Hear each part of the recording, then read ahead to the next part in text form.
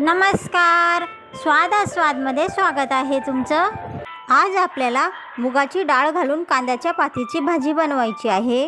आणि नवीन आलेला असाल तर माझ्या चॅनलला सबस्क्राईब करून घ्या, बेल बटन ऑन करून द्या आणि ह्या व्हिडिओला लाईक करून द्या. छानशी कमेंट करायला विसरू नका आणि इतरांना हा व्हिडिओ जर शेअर करावा वाटला तर शेअरही नक्की करा. चला मग आता भाजी बनवूया. आज आपण मुगाची डाळ घालून कांद्याचे पातची भाजी बनवणार आहोत. त्यासाठी ह्या 2 जुड्या आपण कांद्याची पात घेतलेली आहे. ह्या पातला आपण कापून घेऊ व त्याचे कांदेही कापून घेऊ. आता 2-3 वेळा पाणी वापरून आपण ह्या कांद्याच्या पातला धुवून घेणार आहोत.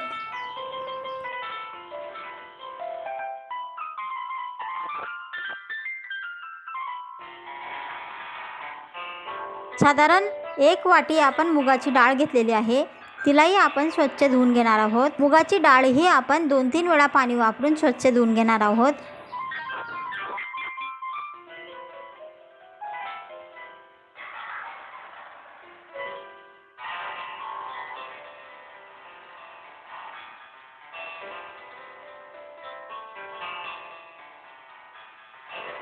चिरलेली कांद्याची पात व आपण मुगाची डाळ एकत्र शिजवून घेणार आहोत. मुगाची डाळ व कांद्याची पात शिजण्या इतपत आपण पाणी घालून झाकण ठेवून शिजवून घेऊ.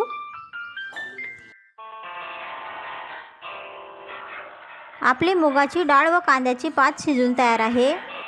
आता भाजी करण्यासाठी इतर मसाले बघून घेऊया. ही अर्धा टेबलस्पून आपण मोहरी घेतलेली आहे.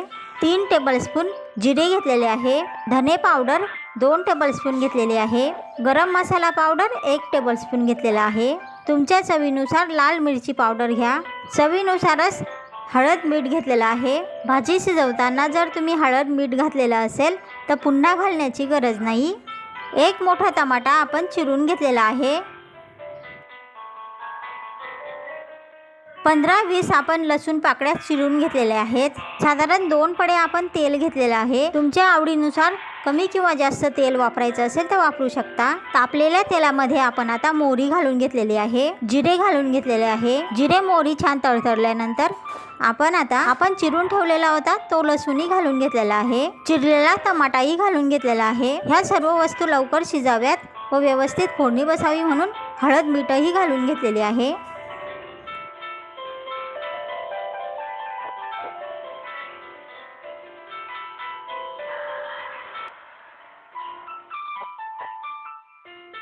झाकण ठेवून मंद गॅसवर व्यवस्थित फोडणी बसू देऊया.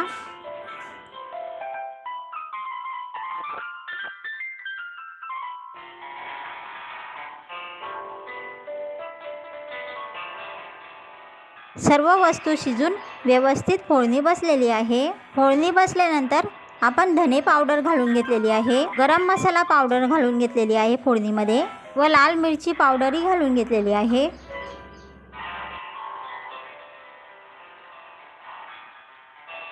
आता सर्व साहित्य मिक्स करून घेऊ व व्यवस्थित फोडणी बसू देऊया.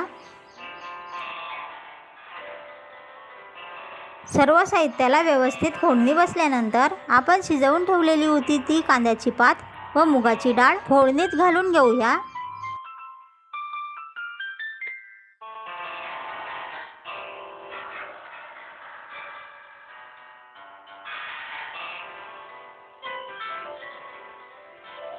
आता सर्व साहित्य मिक्स करून घेऊ. आता साधारण 5 मिनिटं परतल्यानंतर कांद्याची पात घालून मुगाची डाळ तयार आहे. नक्कीच करून बघा. ह्या पद्धतीने कांद्याची पात व मुगाच्या डाळीची मिक्स भाजी आणि कशी झालेली आहे ते कमेंट बॉक्समध्ये नक्की सांगा.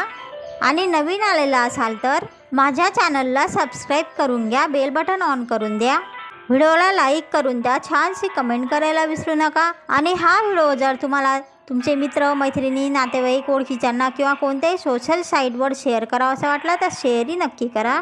चला मग आता भेटूया पुढच्या रेसिपीमध्ये. तोपर्यंत स्वतःचीही काळजी घ्या, स्वतःच्या कुटुंबियांचीही काळजी घ्या. पुढच्या रेसिपीपर्यंत नमस्कार.